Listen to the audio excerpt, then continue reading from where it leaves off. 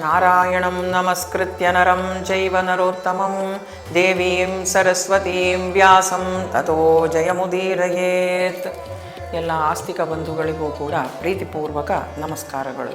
ಇವತ್ತಿನ ಸಂಚಿಕೆಯಲ್ಲಿ ನಾವು ನಮ್ಮ ದೇಶದ ಅತ್ಯಂತ ಶ್ರೇಷ್ಠ ಗ್ರಂಥವಾದಂತಹ ಇತಿಹಾಸ ಅಂತ ಕರೆಯಲ್ಪಡುವ ಮಹಾಭಾರತಕ್ಕೆ ತನ್ನದೇ ಆದಂತಹ ವೈಶಿಷ್ಟ್ಯವನ್ನು ನೀಡಿದಂತಹ, ತನ್ನದೇ ಆದಂತಹ ಪ್ರಮುಖ ಸ್ಥಾನವನ್ನು ಮಹಾಭಾರತದಲ್ಲಿ ಪಡೆದಂತಹ ಕೂಟ ಶ್ಲೋಕಗಳ ಬಗ್ಗೆ ಒಂದಿಷ್ಟು ವಿಚಾರವನ್ನು ಮಾಡುವ.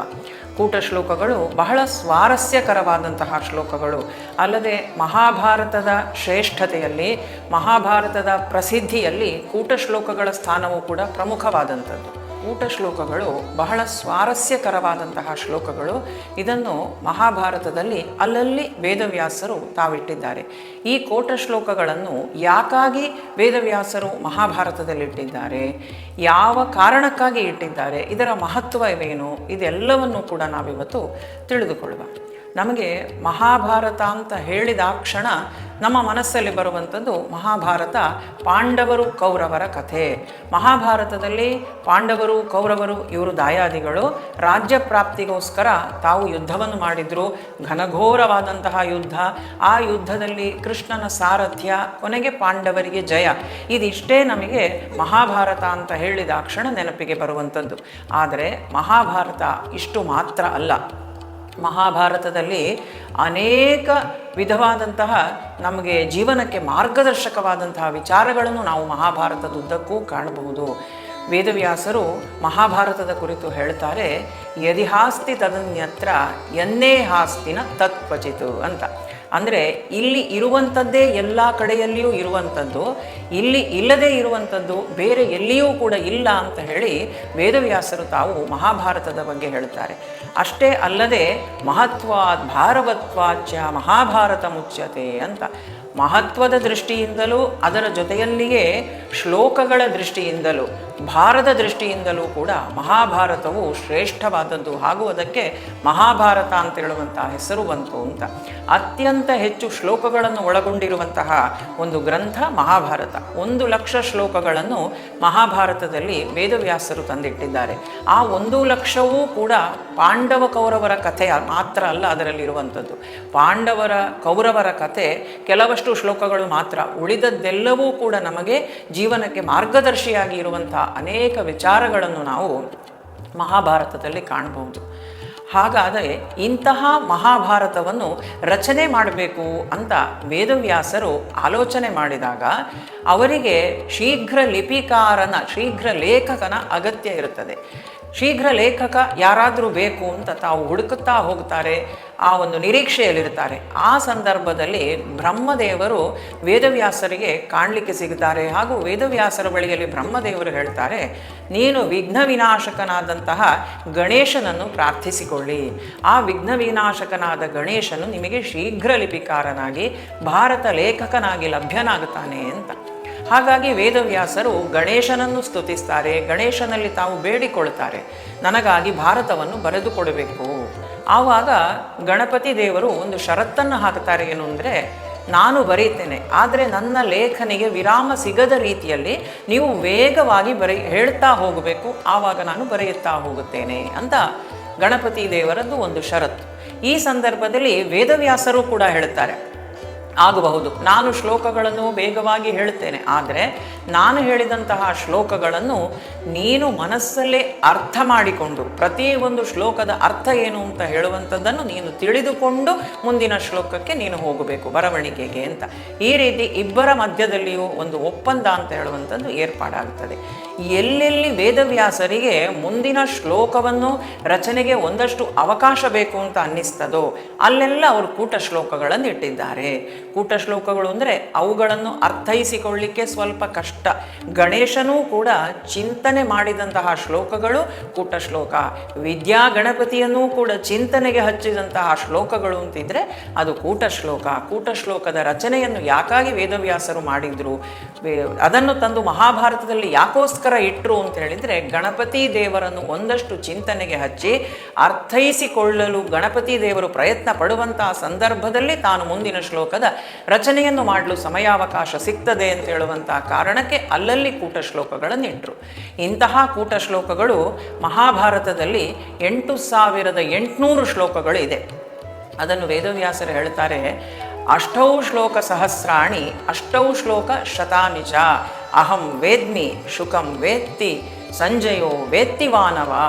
ಅಂದರೆ 8800 ಶ್ಲೋಕಗಳು ಏನಿದ್ದಾವಲ್ಲ, ಇದು ನನಗೆ ಗೊತ್ತು, ಶುಕನಿಗೂ ಗೊತ್ತು. ಶುಕ ಅಂದರೆ ವೇದವ್ಯಾಸರ ಮಗ ಶುಕಾಚಾರ್ಯರು, ಶುಕನಿಗೂ ತಿಳಿದಿದೆ.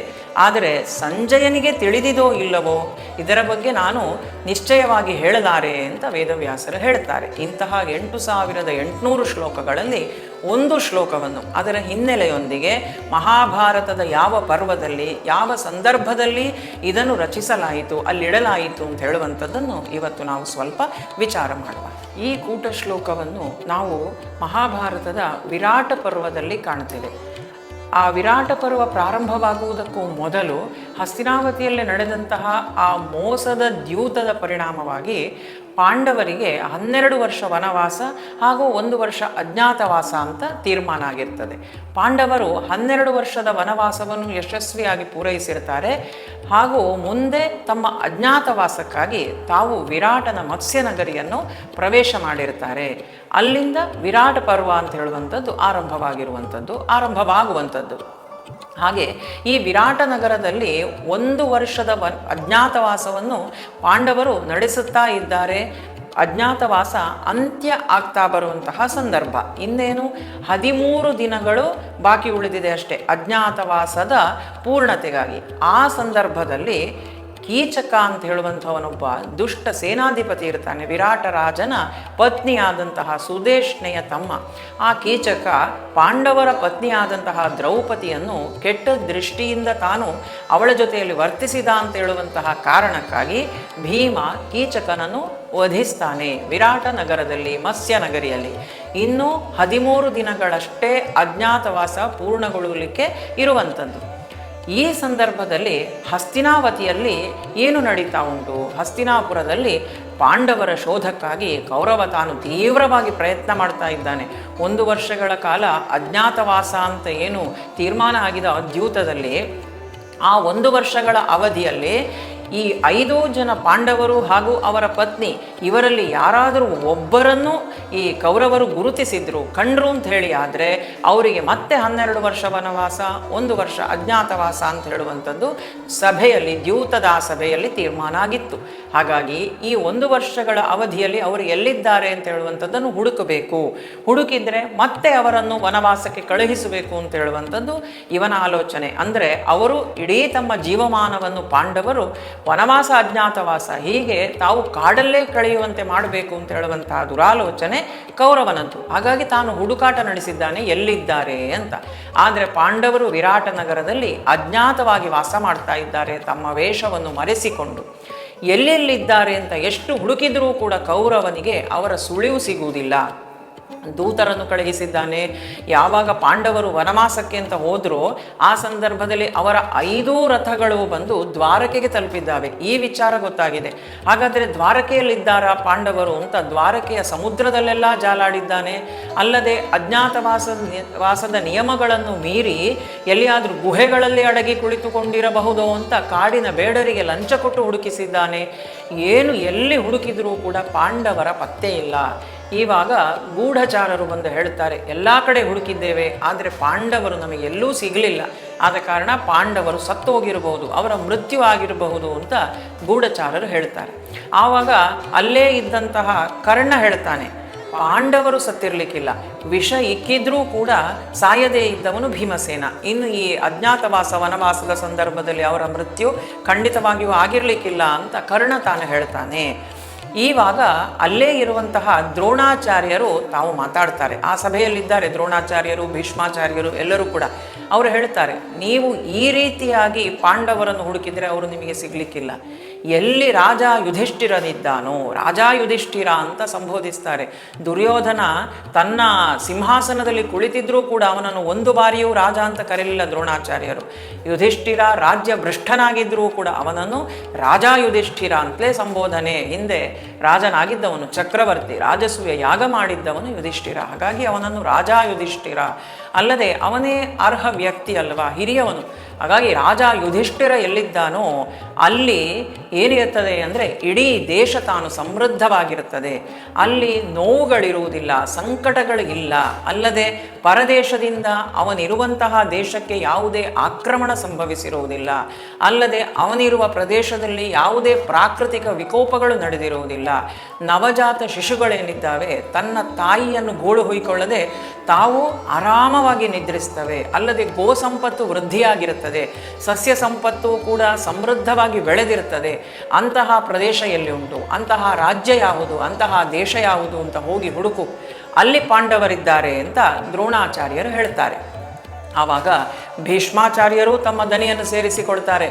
ನೀನು ಇಷ್ಟು ಹುಡುಕಿದ್ರೂ ಕೂಡ ನಿನಗೆ ಪಾಂಡವರು ಸಿಗ್ತಾರೆ ಅಂತ ನಾನು ಹೇಳಲಾರೆ. ಯಾಕೆಂದರೆ ಅವರು ಧರ್ಮದೂತರು, ಅವರಿಗೆ ಧರ್ಮದ ರಕ್ಷೆ ಇದೆ. ಧರ್ಮವನ್ನು ಬಿಟ್ಟು ಹೋದವರಲ್ಲ ಪಾಂಡವರು. ಯಥೋ ಧರ್ಮ ತಥೋ ಜಯ ಅಂತ. ಎಲ್ಲಿ ಧರ್ಮ ಉಂಟೋ ಅಲ್ಲಿಯೇ ಜಯವೂ ಕೂಡ ಇರುವಂಥದ್ದು. ಇದು ಮಹಾಭಾರತದ ಘೋಷವಾಕ್ಯ. ಹೀಗಾಗಿ ಆಲೋಚನೆ ಮಾಡ್ತಾನೆ ದುರ್ಯೋಧನ, ಎಲ್ಲಿರಬಹುದು ಪಾಂಡವರು ಅಂತ. ಆ ಹೊತ್ತಿಗೆ ದೂತರು ಮತ್ತು ಬಂದು ಹೇಳ್ತಾರೆ, ಈಗ 48 ಗಂಟೆಗಳ ಹಿಂದೆ ವಿರಾಟ ನಗರದಲ್ಲಿ, ಮತ್ಸ್ಯ ನಗರದಲ್ಲಿ ಕೀಚಕನ ಕೊಲೆಯಾಗಿದೆ, ಕೀಚಕ ಸತ್ತಿದ್ದಾನೆ ಅಂತ. ಆವಾಗ ಆಲೋಚನೆ ಮಾಡ್ತಾನೆ ದುರ್ಯೋಧನ, ಈಗಷ್ಟೇ ದ್ರೋಣರು ಹೇಳಿದ್ರು ಸಮೃದ್ಧವಾದಂತಹ ದೇಶದಲ್ಲಿ ಪಾಂಡವರಿದ್ದಾರೆ, ಯುಧಿಷ್ಠಿರನಿದ್ದಾನೆ ಅಂತ. ಅಂಥ ದೇಶ ಯಾವುದು ಅಂತ ನಾನು ಆಲೋಚನೆ ಮಾಡಿದರೆ ನನ್ನ ನೆನಪಿಗೆ ಬರುವಂಥದ್ದು, ನನ್ನ ಗಮನಕ್ಕೆ ಬರುವಂಥದ್ದು ಮತ್ಸ್ಯ ದೇಶ, ವಿರಾಟ ನಗರಿ. ಅಲ್ಲಿ ಈ 1 ವರ್ಷಗಳಲ್ಲಿ ಯಾವುದೇ ಪ್ರಾಕೃತಿಕ ವಿಪತ್ತುಗಳು ಸಂಭವಿಸಿಲ್ಲ. ಈಗ ಏನೆಲ್ಲ ಹೇಳಿದ್ರು ದ್ರೋಣರು, ಆ ಎಲ್ಲ ಲಕ್ಷಣಗಳು ಅಲ್ಲಿ ಇದೆ. ಅಲ್ಲದೆ ಈಗ ಬೇರೆ ಕೀಚಕ ಸತ್ತಿದ್ದಾನೆ ಅಂತ. ಕೀಚಕ ಸಾಮಾನ್ಯನಲ್ಲ, ಅತ್ಯಂತ ಬಲಶಾಲಿ ಕೀಚಕ. ಹಿಂದೆ ಹಿರಿಯರೆಲ್ಲರೂ ಹೇಳ್ತಿದ್ದಂತಹ ಒಂದು ಮಾತು ನೆನಪಾಗ್ತದೆ ದುರ್ಯೋಧನನಿಗೆ. ಅದು ಏನು ಅಂತ ಹೇಳಿದರೆ, ಪ್ರಪಂಚದಲ್ಲಿ 4 ಜನ ಬಲಶಾಲಿಗಳಂತೆ. ಯಾರೆಲ್ಲ? ಭೀಮಶ್ಚ ಬಲಭದ್ರಶ್ಚ ಮದ್ರರಾಜಶ್ಚ ವೀರ್ಯವಾನ್ ಚತುರ್ಥಃ ಕೀಚಕಶ್ಚೈವ ಪಂಚಮಂ ನಾನು ಶುಶ್ರುಮಃ ಅಂತ. ಅಂದರೆ ಪ್ರಪಂಚದಲ್ಲಿ ಈ 4 ಜನ ಬಲಶಾಲಿಗಳು ಇರುವಂಥದ್ದು. ಮೊದಲನೆಯವನಾಗಿ ಸ್ವತಃ ಭೀಮಸೇನ, ಎರಡನೆಯವನು ಬಲರಾಮ, ಮೂರನೆಯವನು ಮದ್ರರಾಜನಾದಂತಹ ಶಲ್ಯ, ಹಾಗೂ ಕೊನೆಯದ್ದಾಗಿ ಈಗ ಸತ್ತಿರುವಂತಹ ಕೀಚಕ. ಈ 4 ಜನ ಬಲಶಾಲಿಗಳು. ಹಿಂದೆಲ್ಲ ಯಾರೆಲ್ಲ ಬಲಶಾಲಿಗಳು ಸತ್ತಿದ್ದಾರೋ ಅಲ್ಲೆಲ್ಲ ಭೀಮನೇ ಕೊಂದದ್ದು ಅಂತ ಹೇಳುವಂಥದ್ದು ದುರ್ಯೋಧನನಿಗೆ ಗೊತ್ತು. ಬಕಾಸುರ ಸತ್ತಿದ್ದಾನೆ, ಅದೇ ರೀತಿಯಾಗಿ ಕಿರ್ಮೀರ ಸತ್ತಿದ್ದಾನೆ, ಹಿಡಿಂಬಾಸುರ ಸತ್ತಿದ್ದಾನೆ. ಇವರೆಲ್ಲರನ್ನೂ ಕೂಡ ಕೊಂದವನು ಭೀಮಸೇನ. ಹಾಗಾಗಿ ಈ ಕೀಚಕ ವಧೆಯ ಹಿಂದೆಯೂ ಕೂಡ ಭೀಮಸೇನನ ಕೈವಾಡ ಇದೆ ಅಂತ ಹೇಳುವಂಥದ್ದನ್ನು ಶಂಕಿಸ್ತಾನೆ ದುರ್ಯೋಧನ. ಈ ಕೀಚಕ ಸತ್ತಾಂತ ಸುದ್ದಿ ಕೇಳಿದ ಕ್ಷಣ ಆ ಸಭೆಯಲ್ಲಿ ಎದ್ದು ನಿಂತು ಚಪ್ಪಾಳೆ ತಟ್ಟಿ ಸಂತೋಷಪಟ್ಟವರು ತ್ರಿಗರ್ತ ದೇಶದ ರಾಜನಾದಂತಹ ಸುಶರ್ಮ, ದುರ್ಯೋಧನನ ಗೆಳೆಯ, ಪಾಂಡವ ದ್ವೇಷಿಯವನು. ಇವನಿಗೆ ಯಾಕೆ ಇಷ್ಟೊಂದು ಸಂತೋಷ ಆಯಿತು ಅಂತ ಹೇಳಿದರೆ, ಈ ವಿರಾಟ ನಗರದ ಪಕ್ಕದ ರಾಜ್ಯ ಅದು ತ್ರಿಗರ್ತ ದೇಶ ಅಂತ ಹೇಳುವಂಥದ್ದು, ಪಕ್ಕದ ಊರದು. ಯಾವಾಗ ಕೀಚಕನಿಗೆ ಈ ಮತ್ಸ್ಯನಗರಿಯಲ್ಲಿ ಏನಕ್ಕಾದರೂ ಕೊರತೆ ಉಂಟಾಯಿತೋ ಆವಾಗ ತ್ರಿಗರ್ತ ದೇಶದ ಮೇಲೆ ತಾನು ಆಕ್ರಮಣವನ್ನು ಮಾಡಿ ಅಲ್ಲಿ ಇದ್ದಂತಹ ಸಂಪತ್ತನ್ನೆಲ್ಲ ಲೂಟಿ ಮಾಡಿಕೊಂಡು ಹೋಗ್ತಿದ್ದ. ಹಾಗಾಗಿ ಈ ತ್ರಿಗರ್ತ ದೇಶದ ಅತ್ಯಂತ ಹೆಚ್ಚು ಸಂಪತ್ತು ಹೋಗಿ ವಿರಾಟ ನಗರಿಯಲ್ಲಿ ಇತ್ತು. ಈಗ ಇವನಿಗೆ ಸಂತೋಷ ಆಯಿತು, ಕೀಚಕ ಸತ್ತ ಅಂತಾದರೆ ನನ್ನ ಸಂಪತ್ತನ್ನು ನಾನು ಮರಳಿ ತೆಗೆದುಕೊಂಡು ಬರುವ ಅಂತ ಎದ್ದು ನಿಂತು ನಾನು ಹೊರಟೆ, ಯುದ್ಧಕ್ಕೆ ಹೋಗುತ್ತೇನೆ ಅಂತ ಎದ್ದು ನಿಂತಾಗ ದುರ್ಯೋಧನ ತಡೀತಾನೆ. ಈಗ ನೀನು ವಿರಾಟನನ್ನು ಹಿಡಿಯುವುದು ಬೇಡ, ಈಗ ನಾವು ಮೊದಲು ಪಾಂಡವರನ್ನು ಪತ್ತೆ ಮಾಡಬೇಕು. ಅದಕ್ಕಾಗಿ ಒಂದು ಯೋಜನೆಯನ್ನು ಹಾಕಿಕೊಳ್ತಾನೆ ದುರ್ಯೋಧನ. ಏನು ಯೋಜನೆ ಅಂದರೆ, ವಿರಾಟ ನಗರಿಯಲ್ಲಿ ಗೋ ಸಂಪತ್ತು ಸಮೃದ್ಧವಾಗಿ ಉಂಟು. ಇತ್ತೀಚೆಗಂತೂ 1 ವರ್ಷದಿಂದ ಅವರಲ್ಲಿ ಗೋವುಗಳ ಸಂಖ್ಯೆ ಹೆಚ್ಚಳವಾಗಿದೆ ಅಂತ ಹೇಳುವಂಥದ್ದನ್ನು ಬೇರೆ ಕೇಳಿದ್ದಾನೆ. ಹಾಗಾಗಿ ಯಾವಾಗ ಸಂಜೆಯ ಹೊತ್ತು ಗೋಪಾಲಕರೆಲ್ಲರೂ ಕೂಡ ಗೋಮಾಳದಿಂದ ಹಸುಗಳನ್ನು ಮರಳಿ ಹೊಡೆದುಕೊಂಡು ವಿರಾಟ ನಗರದೊಳಕ್ಕೆ ಪ್ರವೇಶ ಮಾಡ್ತಾರೋ ಆ ಹೊತ್ತಲ್ಲಿ ಗೋಗ್ರಹಣವನ್ನು ಮಾಡುವ ಅಂತ ಸುಶರ್ಮನಲ್ಲಿ ತಾನು ಹೇಳ್ತಾನೆ. ಯೋಜನೆ ಇವರದ್ದು. ಹೋಗಿ ಗೋಗ್ರಹಣವನ್ನು, ಗೋವುಗಳೆಲ್ಲವನ್ನೂ ಕೂಡ ವಿರಾಟ ನಗರಿಗೆ ಗೋಪಾಲಕರು ಕೊಂಡು ಹೋಗುವಾಗ ಆ ಗೋವುಗಳನ್ನು ಅಪಹರಣ ಮಾಡಿ ನಿನ್ನ ದೇಶದ ಗಡಿಯೊಳಕ್ಕೆ ನುಗ್ಗಿಸು, ಎಂತೂ ಪಕ್ಕಪಕ್ಕದ ಪ್ರದೇಶಗಳು, ನಿನ್ನ ದೇಶದೊಳಗೆ ನುಗ್ಗಿಸು ಅಂತ. ಇವರದ್ದು ಯಾವ ರೀತಿ ಭೌಗೋಳಿಕವಾದಂತಹ ಆ ವ್ಯವಸ್ಥೆ ಹೇಗಿತ್ತು ಅಲ್ಲಿ ಅಂದರೆ, ಮೊದಲನೆಯದಾಗಿರುವಂಥದ್ದು ಹಸ್ತಿನಾವತಿ, ಹಸ್ತಿನಾವತಿಯ ಪಕ್ಕದಲ್ಲಿಯೇ ಇರುವಂಥದ್ದು ಇಂದ್ರಪ್ರಸ್ಥ, ಪಾಂಡವರ ಊರು ಇಂದ್ರಪ್ರಸ್ಥ. ಈ ಇಂದ್ರಪ್ರಸ್ಥ ಹಾಗೂ ಹಸ್ತಿನಾವತಿಯನ್ನು ಜೊತೆಯಾಗಿ ಕುರುರಾಷ್ಟ್ರ ಅಂತಲೇ ಸಂಬೋಧನೆ ಮಾಡುವಂಥದ್ದು. ಅದರ ಪಕ್ಕದ ದೇಶ ತ್ರಿಗರ್ತ, ಅದರ ಪಕ್ಕದಲ್ಲಿ ಮತ್ಸ್ಯ ದೇಶ. ಹೀಗೆ ಮತ್ಸ್ಯ ದೇಶ ಹಾಗೂ ತ್ರಿಗರ್ತ ದೇಶ ಪಕ್ಕಪಕ್ಕದಲ್ಲಿರುವಂಥದ್ದು. ಆ ಮತ್ಸ್ಯ ದೇಶಕ್ಕೆ ಹೋಗುವಂತಹ ಗೋವುಗಳನ್ನು ಮೆಲ್ಲಗೆ ನೀನು ಅಪಹಾರ ಮಾಡಿ ಆ ಗೋಪಾಲಕರನ್ನು ತಡೆದು ನಿನ್ನ ದೇಶದ ಗಡಿಯೊಳಕ್ಕೆ ನುಗ್ಗಿಸು ಅಂತ ಸುಶರ್ಮನಿಗೆ ದುರ್ಯೋಧನ ಹೇಳ್ತಾನೆ. ನೀನು ಮೊದಲು ಹೋಗು, ಆ ನಂತರ 2 ದಿನ ಕಳೆದ ನಂತರ ನಾವು ಬರ್ತೇವೆ, ನೀನು ಉತ್ತರ ದಿಕ್ಕಿನಿಂದ ಆಕ್ರಮಣ ಮಾಡು ವಿರಾಟ ನಗರಕ್ಕೆ ಅಂತ. ಇದು ಉತ್ತರ ಗೋಗ್ರಹಣ ಪ್ರಸಂಗ ಅಂತಲೂ ಕೂಡ ಇದನ್ನು ಕರೀತಾರೆ. ಈ ರೀತಿಯಾಗಿ ತೀರ್ಮಾನ ಆಗುತ್ತದೆ. ಅಲ್ಲಿ ಸುಶರ್ಮ ತಾನು ಹೋಗಿ ಅಲ್ಲಿ ಆಕ್ರಮಣಕ್ಕೆ ಸಿದ್ಧನಾಗ್ತಾನೆ, ಆಕ್ರಮಣ ಮಾಡ್ತಾನೆ. ತ್ರಿಗರ್ತ ದೇಶದ ರಾಜನಾದಂತಹ ಸುಶರ್ಮ ಯಾವಾಗ ಸಂಜೆ ಹೊತ್ತು ಗೋಪಾಲಕರು ಗೋವುಗಳನ್ನು ಹೊಡೆದುಕೊಂಡು ಹೋಗಬೇಕು ಮರಳಿ ತಮ್ಮ ಗೂಡುಗಳಿಗೆ, ಆವಾಗ ಬಂದು ಎಲ್ಲ ಗೋವುಗಳನ್ನು ಅಪಹಾರ ಮಾಡ್ತಾರೆ. ತ್ರಿಗರ್ತ ದೇಶದೊಳಗೆ ಆ ಗೋವುಗಳೆಲ್ಲವನ್ನೂ ಕೂಡ ಸಾಗಿಸುವ ವ್ಯವಸ್ಥೆಯನ್ನು ಮಾಡ್ತಾರೆ. ತಡೆಯಲು ಬಂದಂತಹ ಗೋಪಾಲಕರಿಗೆಲ್ಲ ಭರ್ಜಿಯಿಂದ ತಿವಿದು ಅನೇಕ ಗೋಪಾಲಕರ ಹತ್ಯೆಯೂ ಕೂಡ ಅಲ್ಲಿ ಆಗುತ್ತದೆ. ಗೋಪಾಲಕರು ಬಂದು ಸುದ್ದಿಯನ್ನು ಹೇಳ್ತಾರೆ ವಿರಾಟ ರಾಜನ ಬಳಿಯಲ್ಲಿ. ವಿರಾಟನಾದರೂ ಕಂಕಭಟ್ಟ ಯುಧಿಷ್ಠಿರ ಅವನ ಜೊತೆಯಲ್ಲಿ ಕೂತ್ಕೊಂಡು ತಾನು ಏನೋ ಮಾತುಕತೆಯನ್ನು ಆಡ್ತಾ ಇದ್ದಾನೆ. ವಿರಾಟನಿಗೆ ಈ ಆಕ್ರಮಣ ನಿರೀಕ್ಷಿತವೇ ಆಗಿತ್ತು.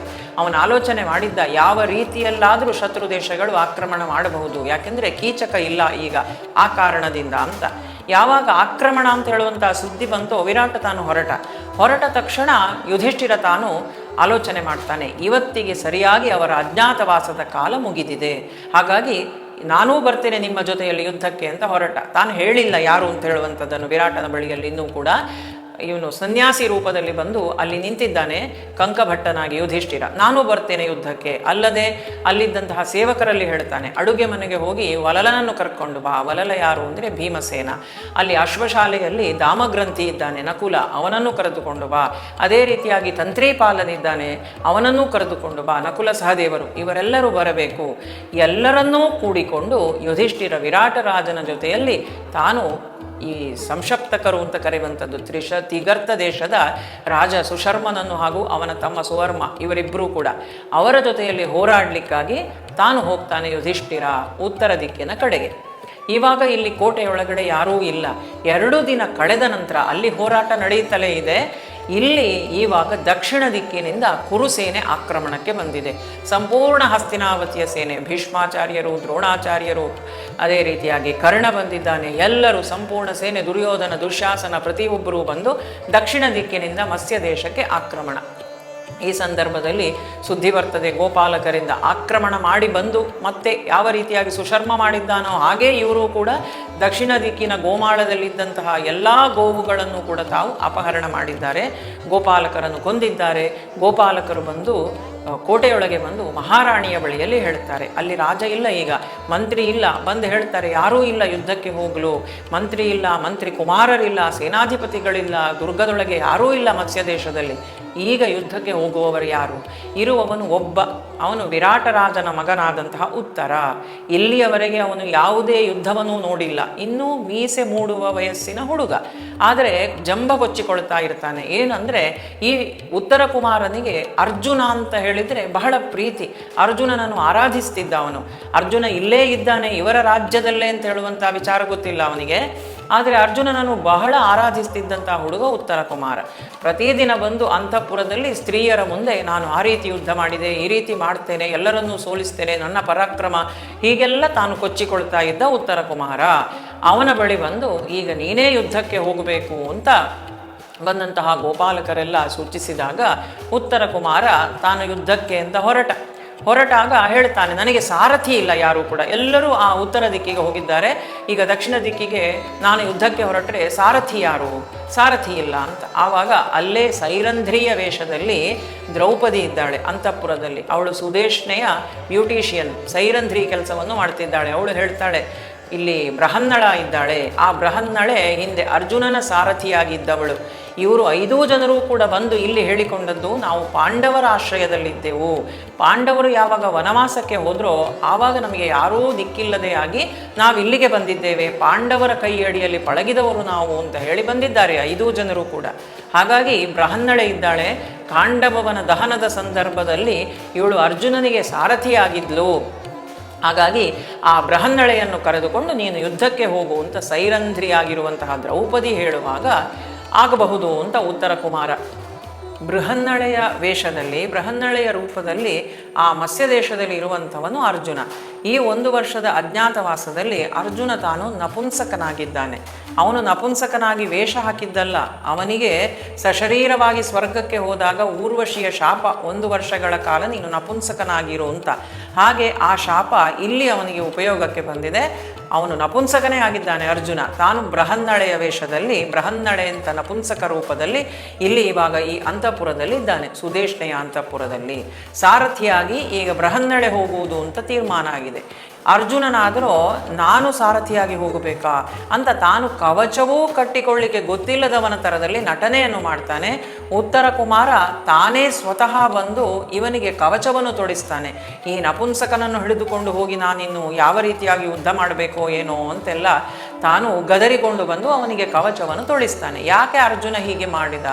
ಇದರ ಹಿಂದೆ ಈ ಮಹಾಭಾರತಕ್ಕೆ ವ್ಯಾಖ್ಯಾನವನ್ನು ಮಾಡುವವರು ಹೇಳ್ತಾರೆ, ಯಾವುದೇ ಒಂದು ಯುದ್ಧದಲ್ಲಿ ಜಯಗಳಿಸಬೇಕು ಅಂತ ಹೇಳುವಂತಹ ಇಚ್ಛೆಯಿಂದ ಒಬ್ಬ ಯೋಧ ಯುದ್ಧಕ್ಕೆ ಹೊರಟ್ರೆ ಕವಚವನ್ನು ಅವನೇ ಸ್ವತಃ ತೊಡುವಂತಿಲ್ಲ. ಜಯಗಳಿಸಬೇಕು ಅಂತ ಹೇಳುವ ಇಚ್ಛೆ ಪ್ರತಿಯೊಂದು ಕ್ಷತ್ರಿಯನಿಗೂ ಇರುವಂಥದ್ದೇ, ಯೋಧನಿಗೂ. ಹಾಗೆ ಹೋದಾಗ ಬೇರೆ ಯಾರಾದರೂ ಕವಚವನ್ನು ತೊಡಿಸಬೇಕು. ಆ ಕಾರಣಕ್ಕಾಗಿ ಅರ್ಜುನ ಕವಚ ತೊಡಿಲಿಕ್ಕೆ ತನಗೆ ಗೊತ್ತೇ ಇಲ್ಲದವನ ರೀತಿಯಲ್ಲಿ ತಾನಲ್ಲಿ ನಟನೆಯನ್ನು ಮಾಡಿದ್ದಾನೆ. ಉತ್ತರ ಕುಮಾರ ಕವಚವನ್ನು ತೊಡಿಸಿದ, ತಾನೂ ಸ್ವತಃ ತೊಟ್ಟುಕೊಂಡ. ದಕ್ಷಿಣ ದಿಕ್ಕಿನ ಕಡೆಗೆ ರಥ ಹೊರಟಿತು, ಉತ್ತರನ ರಥ. ಉತ್ತರ ಅದೇ ರೀತಿಯಾಗಿ ಉತ್ತರನಿಗೆ ಸಾರಥಿಯಾಗಿ ಬೃಹನ್ನಳೆ ರೂಪದಲ್ಲಿರುವಂತಹ ಅರ್ಜುನ. ಆ ದಕ್ಷಿಣ ದಿಕ್ಕಿಗೆ ಇನ್ನೇನು ಹೋಗ್ತಾ ಇದ್ದಾರೆ, ಪರ್ವತಗಳನ್ನು, ಗುಡ್ಡಗಳನ್ನು ಎಲ್ಲವನ್ನೂ ದಾಟಿ ಗೋಮಾಳವನ್ನು ಸಮೀಪಿಸಿದ್ರೆ ದೂರದಿಂದಲೇ ನೋಡ್ತಾ ಇದ್ದಾನೆ ಉತ್ತರ ಕುಮಾರ. ನೋಡಿದರೆ ವಿಶಾಲವಾದಂತಹ ಕುರುಸೇನೆ, ಭೀಷ್ಮರಿದ್ದಾರೆ, ದ್ರೋಣರಿದ್ದಾರೆ, ಕರ್ಣನಿದ್ದಾನೆ, ದುರ್ಯೋಧನ ಇದ್ದಾನೆ, ದುಶ್ಯಾಸನ, ಈ ಎಲ್ಲರನ್ನೂ ನೋಡ್ತಾ ಇದ್ದ ಹಾಗೆ ಇವನಿಗೆ ಬೆವರ್ಲಿಕ್ಕೆ ಶುರುವಾಯಿತು. ಆತ್ಮವಿಶ್ವಾಸ ಇವನದು ಕುಂದಿ ಹೋಯಿತು. ಅಲ್ಲಿವರೆಗೆ ಯುದ್ಧವನ್ನೂ ನೋಡದಿದ್ದಂತಹ ಹುಡುಗ ಬೇರೆ ನನಗೆ ಯುದ್ಧ ಬೇಡ ಅಂತ ಶುರು ಮಾಡಿಬಿಟ್ಟ. ಬೃಹನ್ನಳ ನನ್ನನ್ನು ಕರ್ಕೊಂಡು ಹೋಗು, ನನಗೆ ಯುದ್ಧ ಬೇಡ, ನಾನಿಲ್ಲಿ ಯುದ್ಧ ಮಾಡಲಾರೆ. ಆ ನಾಗಕೇತನ ಕಾಣ್ತಾ ಇದೆ ಅವನಿಗೆ, ಸರ್ಪಕೇತನ, ದುರ್ಯೋಧನನದ್ದು ಸರ್ಪಧ್ವಜ ಅವನು.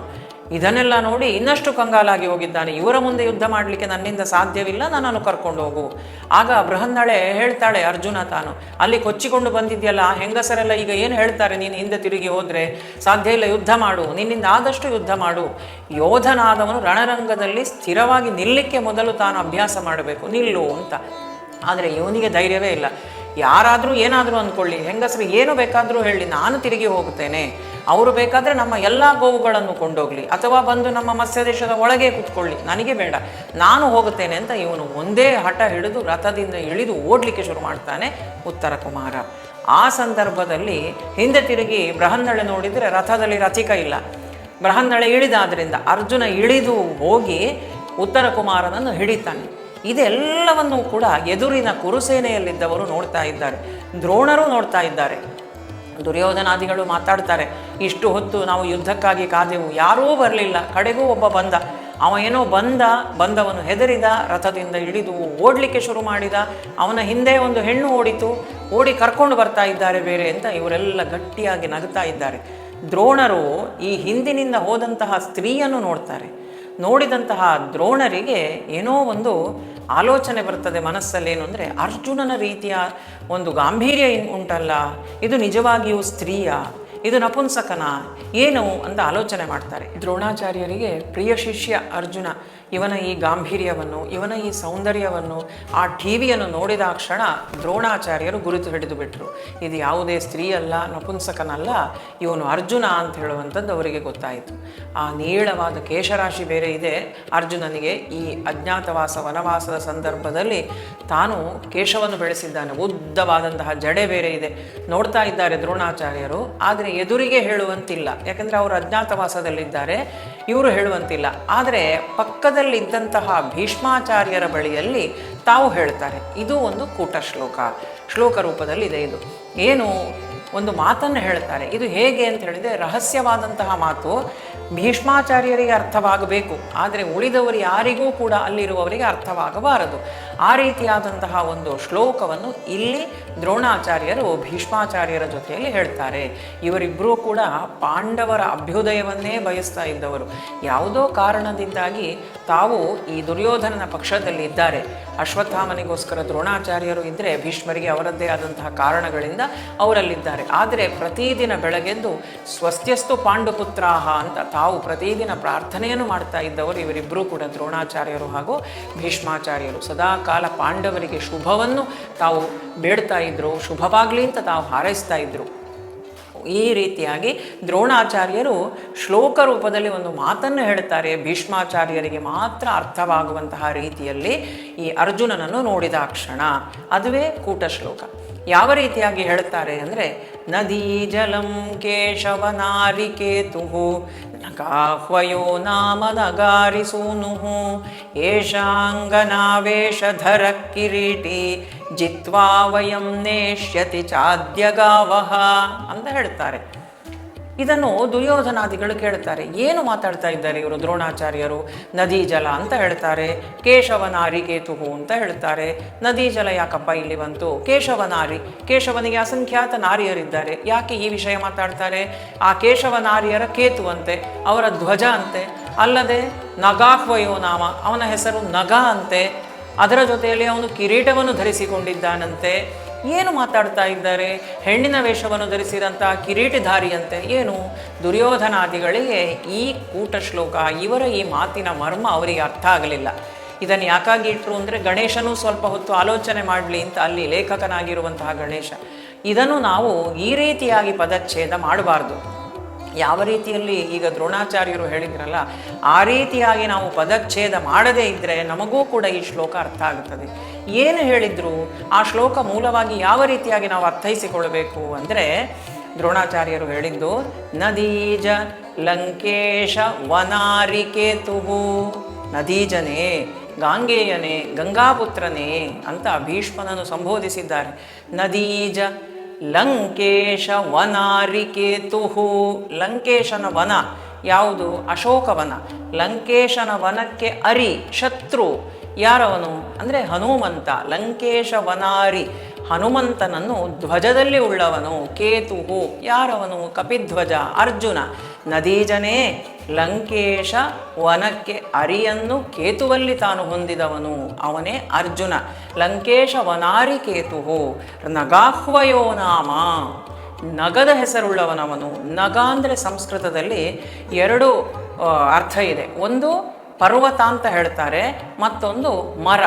ಅಂದರೆ ಯಾವುದಕ್ಕೆ ಗಮನ ಶಕ್ತಿ ಇಲ್ಲವೋ ಅದು ನಗ. ಒಂದೇ ಕಡೆಯಲ್ಲಿ ಸ್ಥಾವರವಾಗಿರುವಂಥದ್ದು, ಸ್ಥಿರವಾಗಿರುವಂಥದ್ದನ್ನು ನಗ ಅಂತ ಹೇಳ್ತಾರೆ. ಇಲ್ಲಿ ನಗ ಪದವನ್ನು ಯಾಕಾಗಿ ಬಳಸಿದ್ದಾರೆ ಅಂದರೆ ಮರ ಅಂತ. ಇವನ ಹೆಸರು ಮರದ ಹೆಸರು. ನಗಾಹ್ವಯೋ ನಾಮ, ಮರದ ಹೆಸರನ್ನು ಇವನು ಇಟ್ಟುಕೊಂಡಿದ್ದಾನೆ. ಮರದ ಹೆಸರು ಅರ್ಜುನ ಅಂತ ಹೇಳಿದರೆ ಮತ್ತಿ ಮರ ಅಂತ ಅರ್ಥ. ಹಾಗಾಗಿ ಆ ಮರದ ಹೆಸರನ್ನು ಇಟ್ಟುಕೊಂಡವನು. ನಗಾಹ್ವಯೋ ನಾಮ ನಗಾರಿಸೂನು. ಇವರು ದುರ್ಯೋಧನಾದಿಗಳು ಆಲೋಚನೆ ಮಾಡೋದು, ಏನು ನಗಾರಿಸೂನು, ಇವನು ನಗಾರಿ ಮಗನಂತೆ. ಏನು ಮಾತಾಡ್ತಾ ಇದ್ದಾರೆ? ನಗಾರಿಸೂನು ಅಂದರೆ ಇನ್ನೊಂದು, ಈ ನಗ ಶಬ್ದದ ಅರ್ಥ ಪರ್ವತ ಅಂತ. ಪರ್ವತಗಳಿಗೆ ಅರಿ ಯಾರು? ಪರ್ವತಗಳಿಗೆ ಶತ್ರು ಯಾರು ಅಂದರೆ ಇಂದ್ರ. ಹಿಂದೆ ಪರ್ವತಗಳೆಲ್ಲ ತಾವು ಹಾರಾಡ್ತಾ ಇದ್ದುವಂತೆ. ಆವಾಗ ಆ ಪರ್ವತಗಳ ರೆಕ್ಕೆಯನ್ನು ಕತ್ತರಿಸಿ ಅವುಗಳಿಗೆ ಹಾರಾಡಲಿಕ್ಕೆ ಸಾಧ್ಯವೇ ಇಲ್ಲದ ಹಾಗೆ ಮಾಡಿದವನು ಇಂದ್ರ. ಹಾಗಾಗಿ ಅವನು ಪರ್ವತಗಳ ಶತ್ರು, ಅರಿ. ಅಂತಹ ನಗಾರಿ ಸೂನುಹು, ನಗಗಳ ಅರಿಯ, ಸೂನು ಅಂದರೆ ಮಗ. ಹಾಗಾಗಿ ಅರ್ಜುನ. ನಗಾರಿ ಸೂನುಹು ಮತ್ತೆ ಅರ್ಜುನ. ನಗಾಹ್ವಯೋ ನಾಮ ನಗಾರಿ ಸೂನುಹು ಏಷಾಂಗನಾವೇಶಧರ ಕಿರೀಟಿ. ಇಂಥವನು ಅಂಗನಾವೇಶವನ್ನು ಧರಿಸಿದ್ದಾನೆ, ಅವನು ಕಿರೀಟಿ. ಕಿರೀಟಿ ಅಂತ ಅರ್ಜುನನಿಗೊಂದು ಹೆಸರು. ಹಿಂದೆ ತಾನು ಸಶರೀರವಾಗಿ ಯಾವಾಗ ಸ್ವರ್ಗಕ್ಕೆ ಹೋದ್ನೋ, ಅಲ್ಲಿ ನಿವಾತ ಕವಚರು ಮುಂತಾದಂತಹ ರಾಕ್ಷಸರೆಲ್ಲ ದೇವತೆಗಳಿಂದಲೂ ಕೂಡ ವಧಿಸಲಿಕ್ಕೆ ಸಾಧ್ಯ ಇರಲಿಲ್ಲ ಅವರನ್ನು, ನಿವಾತ ಕವಚರನ್ನು. ಅವರನ್ನು ವಧಿಸಿ ಅರ್ಜುನ ತಾನು ಇಂದ್ರನ ಸಿಂಹಾಸನದ ಅರ್ಧ ಭಾಗದಲ್ಲಿ ಕೂತುಕೊಂಡು ಇಂದ್ರನ ಕಿರೀಟವನ್ನು ಇಂದ್ರ ಸ್ವತಃ ತಾನು ಸಂತೋಷದಿಂದ ತನ್ನ ಮಗನಾದ ಅರ್ಜುನನಿಗೆ ತೊಡಿಸಿದ್ದ. ಅಂದಿನಿಂದ ಅವನ ಹೆಸರು ಕಿರೀಟಿ ಅಂತ ಖ್ಯಾತವಾಯಿತು. ಏಷ ಅಂಗನಾವೇಶ ಧರತ್ ಕಿರೀಟಿ, ಅಂಗನಾವೇಶವನ್ನು ಧರಿಸಿದಂತಹ ಈ ಕಿರೀಟಿ ಏನಿತಾನಲ್ಲ, ಜಿತ್ವಾ ವಯಂ ನೇಷ್ಯತಿ ಚಾದ್ಯ ಗಾವಃ, ನಮ್ಮ ಎಲ್ಲರನ್ನೂ ಕೂಡ ಇವತ್ತು ಸೋಲಿಸಿ ಈ ಎಲ್ಲ ಗೋವುಗಳನ್ನು ಕೂಡ ತಾನು ಮರಳಿ ಕರೆದುಕೊಂಡು ಹೋಗುತ್ತಾನೆ. ಅಂತಹ ಅರ್ಜುನನಿಂದ ಇವ ಇದ್ದಾನಲ್ಲ ಈ ದುರ್ಯೋಧನ, ಇವನನ್ನು ನೀವು ರಕ್ಷಿಸಿ ಅಂತ ಹೇಳುತ್ತಾರೆ. ಈ ಕೂಟ ಶ್ಲೋಕವನ್ನು ನಾವು ದುರ್ಯೋಧನಾದಿಗಳು ಅರ್ಥ ಮಾಡಿಕೊಂಡ ರೀತಿಯಲ್ಲಿ ಪದಚ್ಛೇದ ಮಾಡಬಾರ್ದು. ದುರ್ಯೋಧನಾದಿಗಳು ನದಿ ಜಲಂ ಕೇಶವ ನಾರಿಕೇತು ನಗಾಹ್ವಯೋ ನಾಮ ನಗಾರಿಸೂನು ಏಷಾಂಗನಾವೇಶಧರ ಕಿರೀಟಿ ಜಿತ್ವಾ ವಯಂ ನೇಷ್ಯತಿ ಚಾದ್ಯಗಾವಹ, ಈ ರೀತಿಯಾಗಿ ಅವರು ಪದಚ್ಛೇದ ಮಾಡಿಕೊಂಡ್ರು. ಆದರೆ ನಿಜವಾಗಿ ಯಾವ ರೀತಿಯಾಗಿ ನಾವು ತಿಳ್ಕೊಳ್ಬೇಕು, ಪದಚ್ಛೇದ ಮಾಡ್ಕೊಳ್ಬೇಕು ಅಂತ ಹೇಳಿದರೆ, ನದೀಜ ಲಂಕೇಶ ವನಾರಿಕೇತು ನಗಾಹ್ವಯೋ ನಾಮ ನಗಾರಿಸೂನು ಏಷಾಂಗನಾವೇಶಧರ ಕಿರೀಟಿ ಜಿತ್ವಾ ವಯಂ ನೇಷ್ಯತಿ ಚಾದ್ಯಗಾವಹ. ಆ ಪ್ರಥಮ ಸಾಲೇನಿದೆ ಶ್ಲೋಕದ್ದು, ಅದನ್ನು ಈ ರೀತಿಯಾಗಿ ನಾವು ಪದಚ್ಛೇದ ಮಾಡಿಕೊಳ್ಬೇಕು. ಇದು ಕೂಟ ಶ್ಲೋಕ. ವಿರಾಟ ಗೋಗ್ರಹಣದ ಸಂದರ್ಭದಲ್ಲಿ ಎದುರಿಗೆ ಬಂದಂತಹ ಅರ್ಜುನನನ್ನು ಗುರುತಿಸಿದಂತಹ ದ್ರೋಣಾಚಾರ್ಯರು ಭೀಷ್ಮಾಚಾರ್ಯರ ಬಳಿಯಲ್ಲಿ ಬಾಕಿ ಯಾರಿಗೂ ಉಳಿದವರಿಗೆ ಗೊತ್ತೇ ಆಗದ ರೀತಿಯಲ್ಲಿ, ಅವರ ಪರಿಚಯವೂ ಸಿಗಬಾರದು, ತಮಗೆ ಗೊತ್ತಾಗಿದೆ ಅಂತ ಹೇಳುವಂಥದ್ದು ಉಳಿದವರಿಗೂ ಗೊತ್ತೇ ಆಗಬಾರ್ದು, ಅಜ್ಞಾತವಾಸಕ್ಕೆ ಪಾಂಡವರ ಭಂಗ ಬರಬಾರದು. ಆ ಉದ್ದೇಶದಿಂದ ತಾವು ಈ ಕೂಟ ಶ್ಲೋಕವನ್ನು ಇಲ್ಲಿ ಹೇಳಿದ್ರು. ವೇದವ್ಯಾಸರು ಇದನ್ನು ಇಲ್ಲಿ ರಚನೆ ಮಾಡಿದ್ರು. ಇದು ಮಹಾಭಾರತದ ವಿರಾಟ ಗೋಗ್ರಹಣದ ಸಂದರ್ಭದಲ್ಲಿ ವಿರಾಟ ಪರ್ವದ ಕೊನೆಯಲ್ಲಿ ಬರುವಂತಹ ಶ್ಲೋಕ. ಇದು ಕೂಟ ಶ್ಲೋಕ. ಇದನ್ನು ಗಣೇಶನನ್ನು ಚಿಂತನೆಗೆ ಹಚ್ಚುವುದಕ್ಕೋಸ್ಕರ, ತಮಗೆ ಮುಂದಿನ ಶ್ಲೋಕದ ರಚನೆಗೆ ಕಾಲಾವಕಾಶವನ್ನು ತೆಗೆದುಕೊಳ್ಳುವುದಕ್ಕೋಸ್ಕರ ವೇದವ್ಯಾಸರು ರಚನೆಯನ್ನು ಮಾಡಿದ್ದಾರೆ. ಮಹಾಭಾರತದಲ್ಲಿ ಇಂತಹ ಅನೇಕ ಸ್ವಾರಸ್ಯಕರ ವಿಚಾರಗಳು, ವೈಶಿಷ್ಟ್ಯತೆಗಳು ಎಲ್ಲವೂ ಕೂಡ ಮಹಾಭಾರತದಲ್ಲಿ ಇದೆ. ಏನೆಲ್ಲ ವಿಚಾರಗಳಿದೆ, ವೈಶಿಷ್ಟ್ಯತೆಗಳಿದೆ, ಇನ್ನೂ ಹಲವಾರು ವಿಚಾರಗಳನ್ನು ನಾವು ಇನ್ನು ಮುಂದಿನ ಸಂಚಿಕೆಗಳಲ್ಲಿ ತಿಳಿದುಕೊಳ್ಳುವ. ಇವತ್ತಿನ ಈ ಚಿಂತನವನ್ನು ಭಗವಂತನ ಪಾದಾರವಿಂದಗಳಿಗೆ ಅರ್ಪಣೆಯನ್ನು ಮಾಡ್ತಾ ಇದ್ದೇನೆ. ಶ್ರೀಕೃಷ್ಣಾರ್ಪಣಮಸ್ತು.